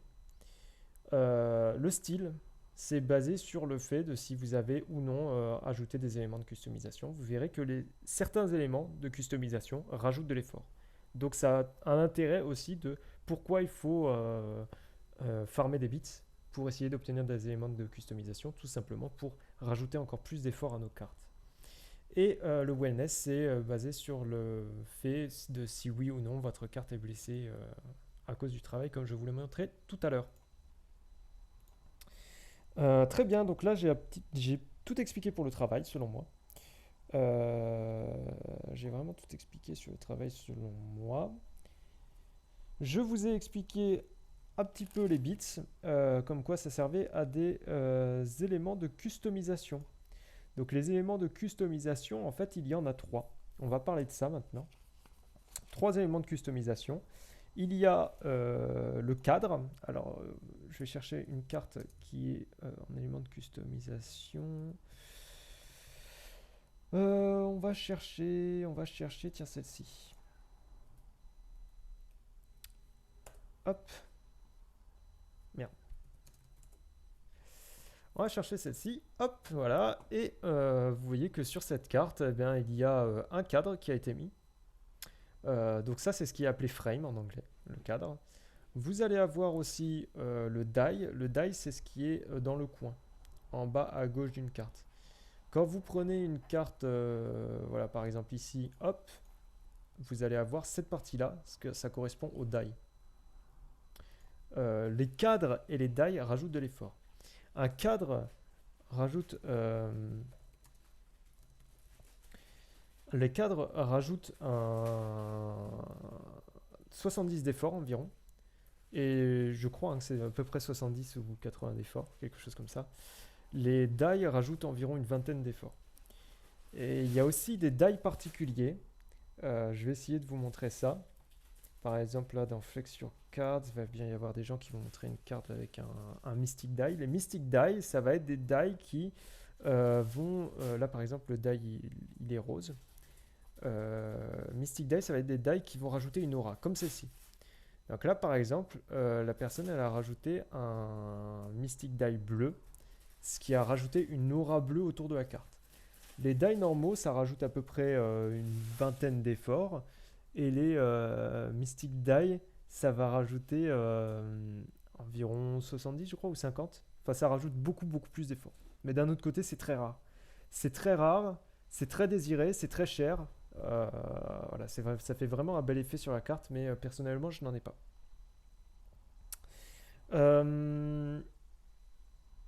Donc ça, c'est pour les éléments de customisation. Il y a un autre élément de customisation qui est le morph. Je vais vous prendre un exemple tout de suite. Vous voyez ici, la couleur du cadre, c'est celle-ci. Et ben, si je vous prends dans ma collection Sakura, Sakura Runo, hop. Et bien, elle a exactement le même cadre, mais vous voyez, les cadres, eh ben, ils n'ont pas la même couleur. Ça, c'est les éléments de morph. Morph, en fait, ça va être pour appliquer un effet aléatoire de couleur sur votre carte. Les morphs, ça va aussi appliquer parfois une modification sur l'image. Ça va mettre l'image en noir et blanc. Donc par exemple, moi j'ai Minato qui bénéficie de ce morph. Comme on peut le voir ici, en noir et blanc. Ou alors, on va y aussi parfois avoir des morphs qui vont faire une symétrie de l'image. Donc qui va mettre l'image de gauche à droite au lieu de droite à gauche. Voilà. L'œil qui cligne va être à droite et l'œil qui est ouvert va être à gauche. Un miroir, un effet miroir, voilà. C'est plus compréhensible comme ça. Donc ça, ce sont les morphs. Alors, on va commencer dans l'ordre. Je vais vous parler des cadres. Les cadres, comment obtenir des cadres? Dans un premier temps, eh bien, il y a le frame shop. Ou alors le diminutif KFS. KFS, ça va vous proposer le frame shop, donc la boutique pour obtenir les cadres. Vous voyez qu'il y a des cadres, souvent le premier qui vous propose, c'est les cadres qui sont pas gratuits parce qu'ils vont vous demander des gemmes. Les gemmes, en fin de compte, ça correspond à la monnaie et que l'on peut obtenir avec de l'argent réel, de la monnaie réelle. Donc je vous montrerai par la suite, mais c'est pas du tout free to play. Par contre, vous avez, alors ici, vous avez 35 cadres qui sont farmables, gratuits, et que vous pouvez obtenir. Donc c'est quand même rassurant, on se dit, ouf, c'est pas trop pay to win non plus. C'est quand même, enfin c'est pas trop pay to shine, on va dire, parce que il n'y a pas de win. Mais voilà, vous pouvez obtenir des cadres en farmant. Par exemple, celui-ci, voilà, qui propose Brass, si je regarde un petit peu avec la loupe, il ressemble à ça, donc ça va mettre ce type de cadre. Si on regarde un petit peu, ça demande 2500 copper bits et 2500 zinc bits. Donc voilà, vous pouvez un petit peu regarder par vous-même tous les cadres. Par exemple, voilà, Cherry Blossom, c'était celui qui correspond à celui qui est appliqué sur Sakura et Nezuko. Vous voyez que la couleur de base, c'est celle-ci. Vous ne devez pas forcément regarder là la couleur orange parce que vous, ça sera gris. D'ailleurs, je ne sais pas pourquoi dans le preview, ils n'ont pas mis gris. Parce que vous, ça sera forcément gris. Ça correspond au die et pas à la frame. Et voilà, vous pouvez regarder combien ça coûte pour essayer peut-être de cibler des cadres au début. Par exemple, là, je vais plutôt essayer de cibler des flower bits ou alors des wood bits plutôt que d'autres bits. Mais en même temps, je vais essayer de regarder que la taxe, elle soit pas trop haute pour pas être trop perdant au final. Donc ça, c'est pour obtenir des cadres. Si vous achetez un cadre, donc par exemple ici, bon, je peux pas le faire, mais vous faites K by Cherry Blossom, Frame, ça va vous acheter ce cadre, ça va vous dire est-ce que vous voulez bien acheter votre cadre, vous allez perdre 2500 fleurs, vous allez perdre 2500 wood, vous cliquez sur la réaction oui, et le cadre il va arriver dans votre inventaire ici. Vous allez avoir ici écrit Cherry Blossom Frame. Et pour utiliser un cadre, bah, c'est très simple, vous faites K-use le nom du cadre, donc ici ça va être Cherry Blossom Frame, et vous mettez l'idée de la carte, et ça va vous dire, ah, est-ce que vous voulez bien appliquer le cadre sur cette carte? Vous dites oui ou non, ça vous permet de voir aussi si ça rend bien sur votre carte, et vous l'appliquez. En élément de customisation, je pense que le cadre est la première chose à appliquer. Toujours, toujours, toujours. Parce que le cadre, si vous n'aimez pas le cadre au final sur votre carte, ça va être embêtant. Deuxième élément de customisation. Donc ça va faire augmenter l'effort. Hein. Ça va ajouter 70 d'effort environ. Deuxième élément de customisation, ça va être le die, comme j'en ai parlé. Les die, lorsque vous faites K dice pour voir tous vos die à vous, vous allez en avoir aucun. Vous allez avoir 0 die. Un die, à quoi ça ressemble si je fais web interface ici pour voir tous mes die à moi? À quoi ça ressemble? Eh bien, ça ressemble un peu à ça. Donc, c'est les couleurs des cadres, hein, comme vous avez vu, en haut à droite et en bas à gauche.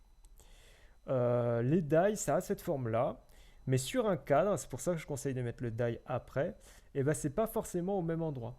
Par exemple, ici, ça va être cette partie-là, certes, mais à des endroits sur d'autres cadres, ça va être différent. Par exemple, sur ce cadre-ci, eh ben, c'était cet œuf-là et cet œuf-là.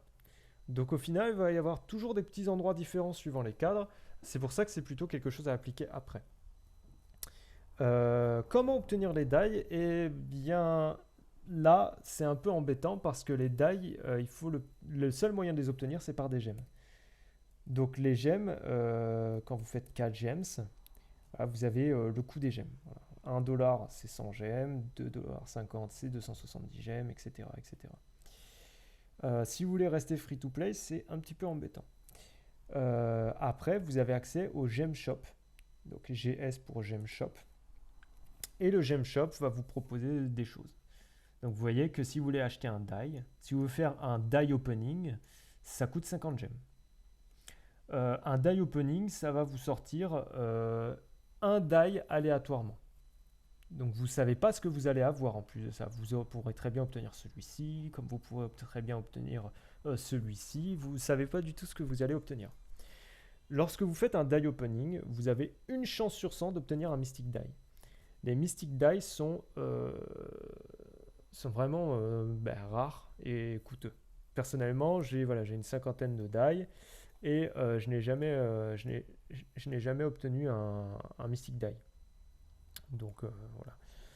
Là, vous vous dites, ah, mais du coup, tu as payé pour obtenir des die, tes 50 die. Eh ben, pas vraiment.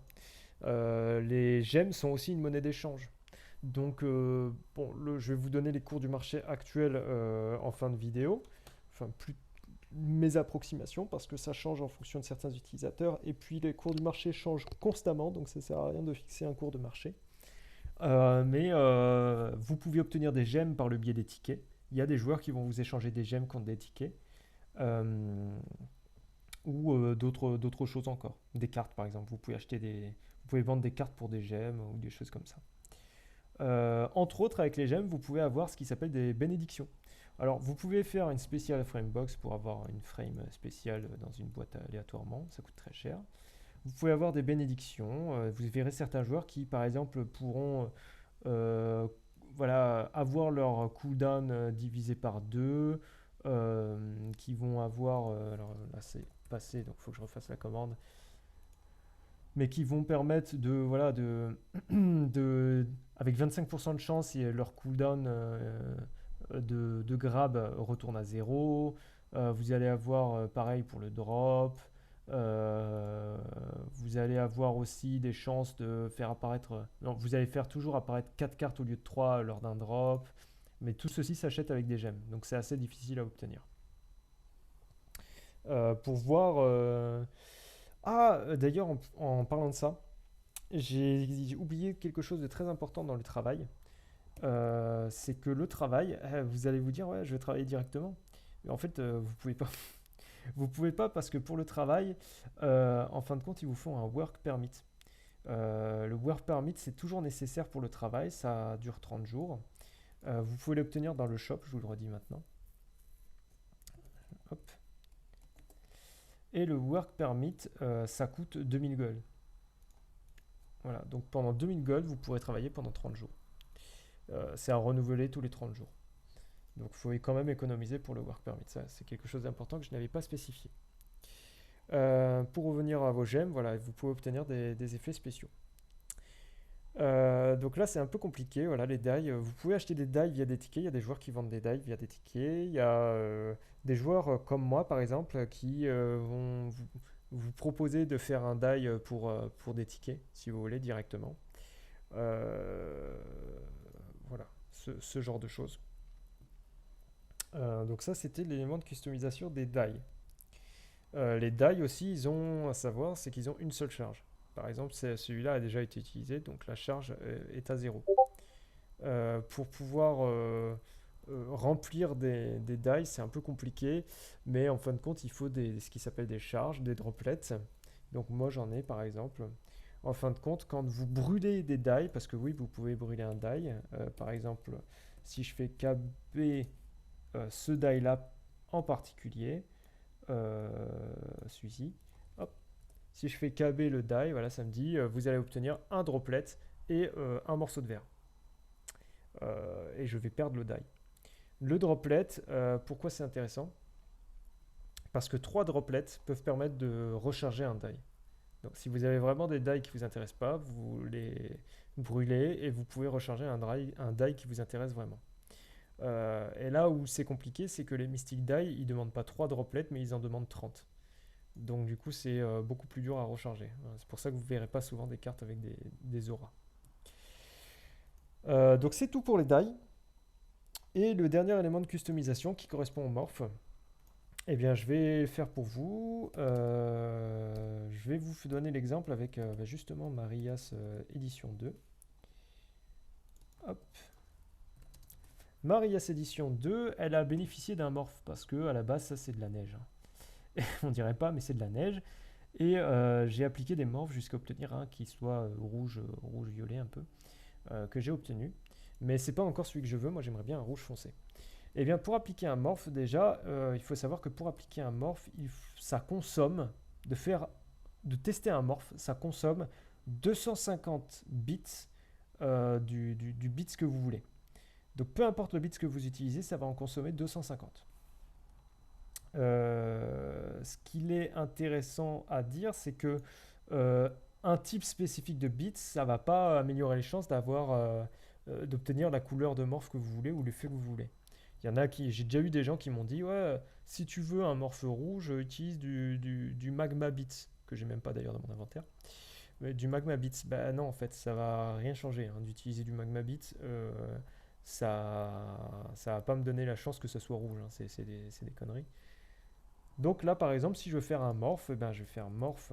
Alors déjà, je me souviens plus dans l'ordre, donc on va faire khelp morph.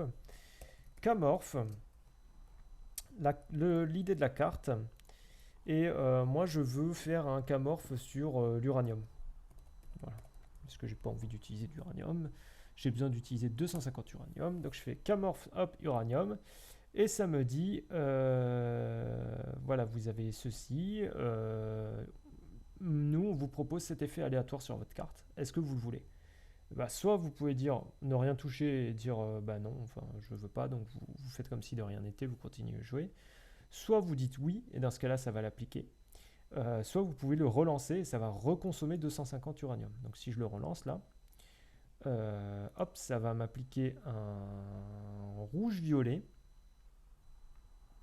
qui est assez joli, mais qui a pas trop de différence avec celui que j'ai actuellement. Euh, Je sais pas si, par exemple, je sais pas là si je le garderai. Bon, Casco, par exemple, il aime pas trop le frame appliqué, ce morph. Moi, ça me convient bien. Il m'a l'air quand même plus joli celui-ci pour le moment. Donc, par exemple, si je veux le garder, je mets oui. Si je veux pas le garder, je mets non. Bon, là, je vais pas le garder. Euh, Et ça m'a consommé 250. Les morphs, ça consomme toujours 250 bits de votre choix et ça n'augmente pas l'effort. C'est juste un élément de customisation qui va faire en sorte peut-être que vos cadres aient à peu près les mêmes couleurs que l'image. Par exemple, moi, j'avais appliqué un morph sur Naruto. Voilà, normalement, le cadre, il n'est pas bleu. J'ai roll un morph, je voulais un cadre orange pour aller avec les habits de Naruto, j'ai eu un cadre bleu, et après j'ai appliqué le dye orange pour faire un rappel aux habits de Naruto. Donc je conseille toujours d'appliquer d'abord la frame, puis puis le morph, pardon, puis le dye. Comme ça, le dye, vous pouvez choisir la couleur qui vous arrange en faisant des rappels de couleurs sur les images voilà, qui vous intéressent par exemple. Je pense que c'est plus difficile d'obtenir le morph, donc il faut chercher à avoir un morph qui correspond un peu à ce que vous voulez. Donc voilà, c'est tout pour les morphs. Là, j'ai vraiment tout dit sur les éléments de customisation. Euh, voilà, que vous dire de plus sur le jeu? Déjà, je vous ai fait pas mal de tours. Je vais quand même rajouter quelques points. La première chose, c'est que on vous a menti depuis le début. Les trades, les drops et les grabs ne sont pas la seule manière d'obtenir les cartes. Il y a aussi le black market, donc le marché noir. Si je fais K Black Market ou KBM, vous avez accès au marché noir. Qu'est-ce que le marché noir? Eh ben, le marché noir, c'est un endroit où vous pouvez acheter des cartes. Euh, c'est toutes les 5 heures, ou toutes les 6 heures, je ne sais plus, dans ces eaux-là. Le jeu va vous proposer des cartes que vous pouvez acheter directement au marché noir. Et là, vous dites, waouh, c'est super. En plus, on voit que des cartes super rares et tout. Très intéressant. Eh bien, oui, c'est vrai. Mais ces cartes, il faut savoir que la plupart, elles peuvent bénéficier d'éléments de customisation, c'est pas le but premier, mais c'est souvent des cartes qui sont récupérées à des joueurs qui ont triché. Euh, Tricher comme par exemple utiliser plusieurs comptes, tricher comme je sais pas utiliser un hack, je sais même pas si ça existe ou ce genre de choses. Et en fait, le multicompte est complètement interdit hein, parce que voilà, vous pouvez pas te créer 3 comptes Discord et je veux dire, le bot il détecte ça assez rapidement, ne serait-ce qu'avec l'IP, ne serait-ce qu'avec le temps de réaction de vos personnages, etc. Donc c'est vraiment interdit. Euh, S'il détecte que vous faites du multi-compte, il va pas réfléchir 2 secondes, il va vous bannir, donc vous serez banni du bot. Et toutes vos cartes, surtout les cartes rares, elles sont remises en jeu via le marché noir.